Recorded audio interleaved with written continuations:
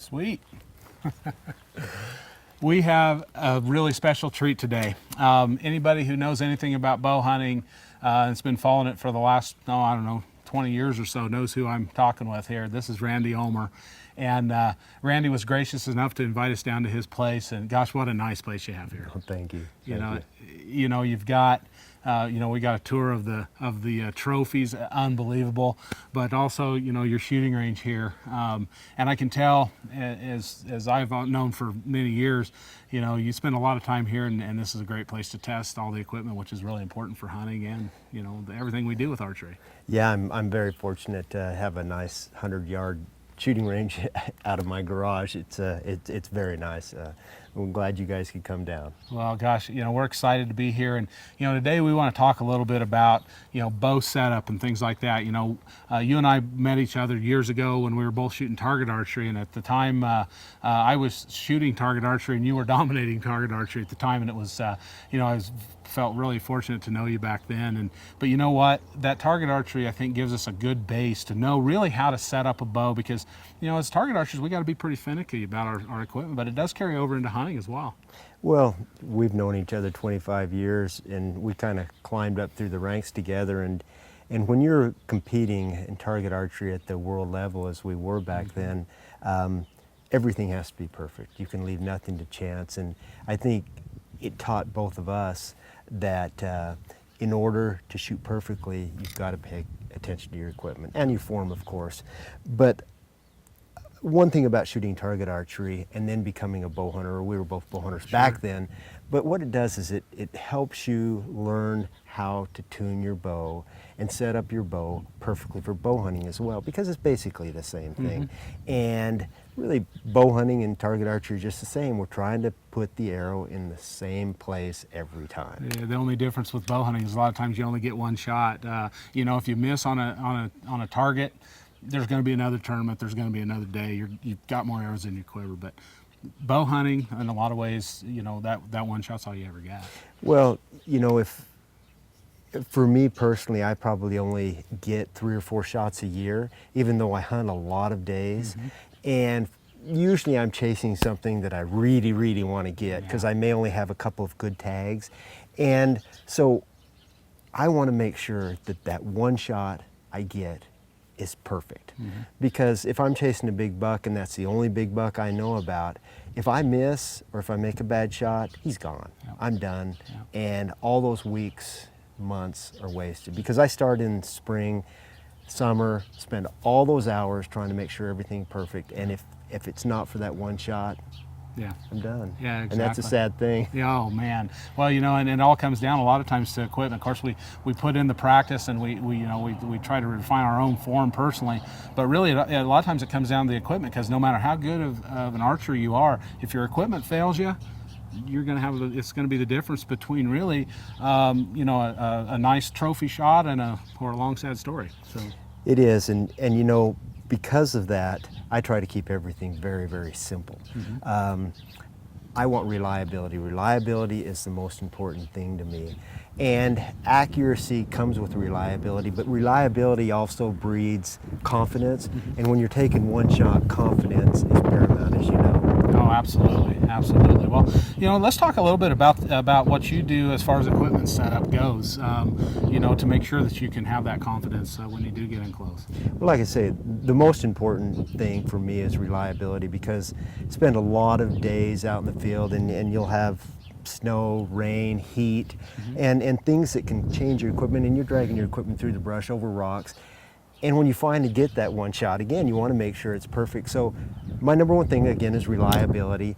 And, since we're going to talk about bowstrings today, we've known each other for about 25 years. And every string I ever used when I shot as a competitive target archer, I made myself. And the only reason I made strings myself is not because I enjoy making strings, because it's a tedious, long, difficult process. And it would take me about 2 or 3 hours, and I would do it in front of the TV to make one string, and then I had to make a cable or 2 cables. So I didn't enjoy doing it, and I couldn't find anybody that could make a string as well as I could. Not that I'm gifted, but I cared and I took the time. Well, about 12, 13, 14 years ago, you started making strings, and you said, hey, called me up, hey, Randy, you want to try one of my strings? And of course I was skeptical, but I knew you, and so I thought, you know what, I'm actually going to try one of these. And I tried it, and to be honest, that's the last string I ever made. I haven't made one since, because your strings did what my strings did, but they did it better.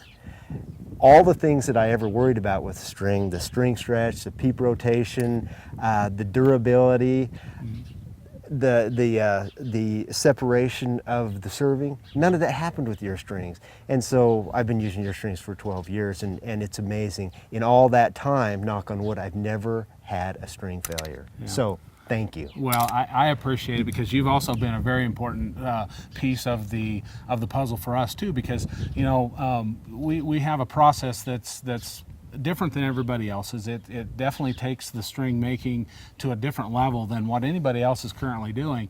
And again, it came from that target archery background. I was doing the same thing, and I was fighting the same kind of issues. I used to build strings on a Yellowstone jig just like everybody else, but the same thing. There was always movement, always inconsistency, and it was costing us points on the target range, and it cost us game in the field too. So you've been an extremely important part of this too. I mean, with our new 8190 Extreme material, for instance, you got some of the very first ones. They were actually black before we even got it in colored options. And it was important for us to run that by you, and because I know how meticulous you are, and there's only a few archers, honestly, out there that can, really, really fine tune and tell the minor differences, and that's what we want. We want perfect strings, and that's really what we strive for. And like I said, you and there's a few other of our pro staffers that have been just critical in that process. So I appreciate that part. Well, and I enjoy testing things because, bow hunting is what I do mostly now, and it's a search for perfection.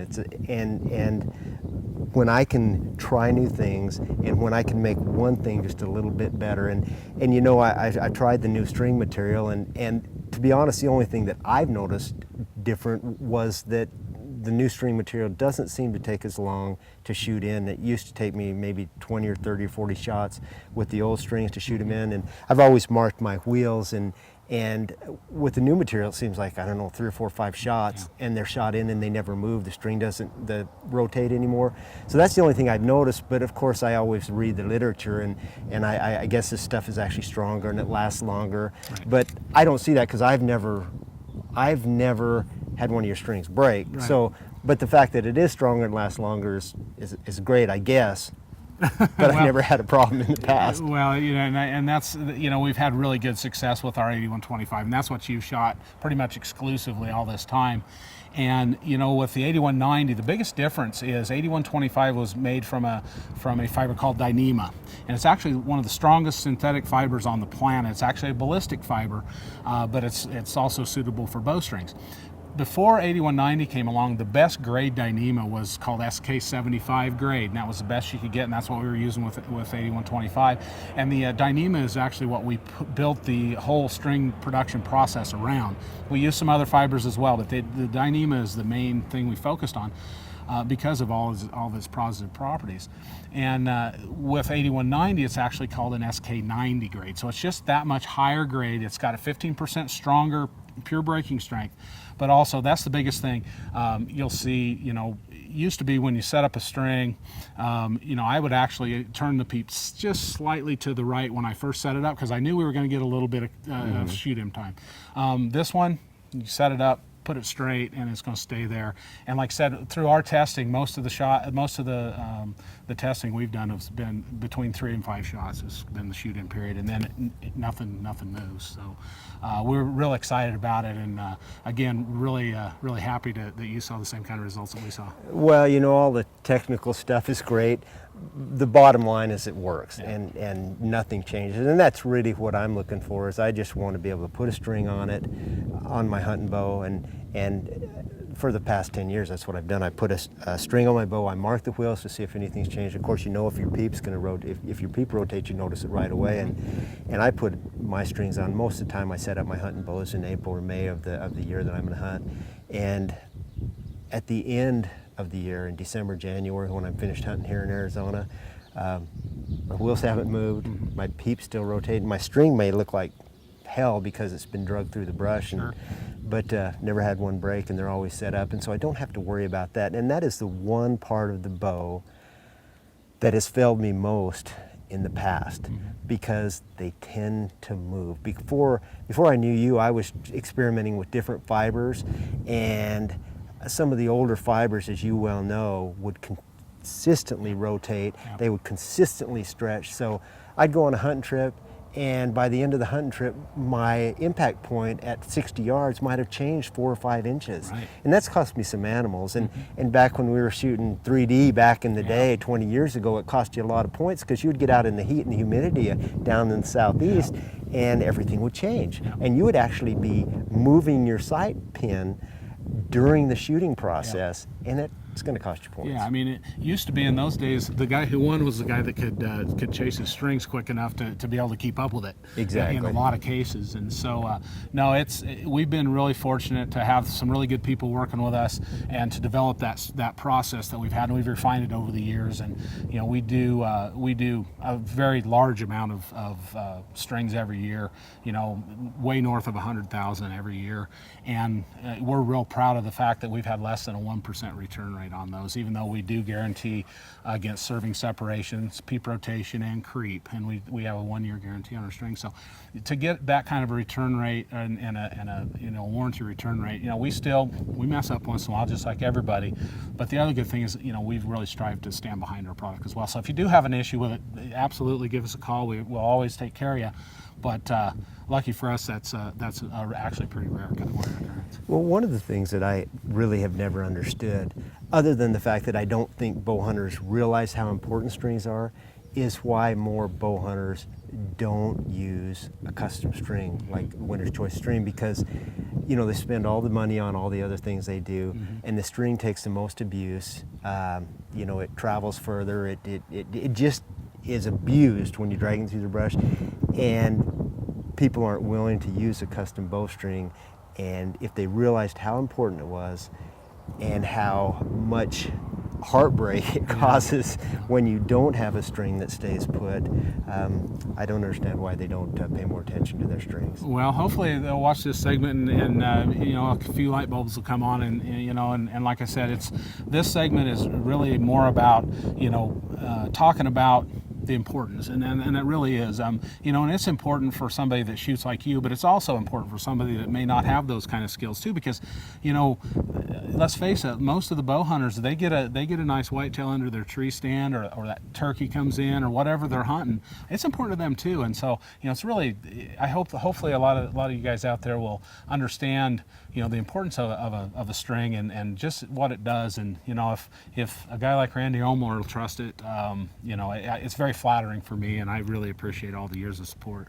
Well, you saved me hundreds of hours making strings, and I appreciate it. But yeah, what we're saying here is true. If you can afford it, and they're not that expensive, get a custom string and put it on your bow. It makes all the difference in the world, and you're not going to have to worry about it. You're not going to have to chase anything. And the string is the one thing on your bow that's going to change the most through the year. So. Well, again, Randy, I thank you for having us down here, and again, just a really nice place. Thanks.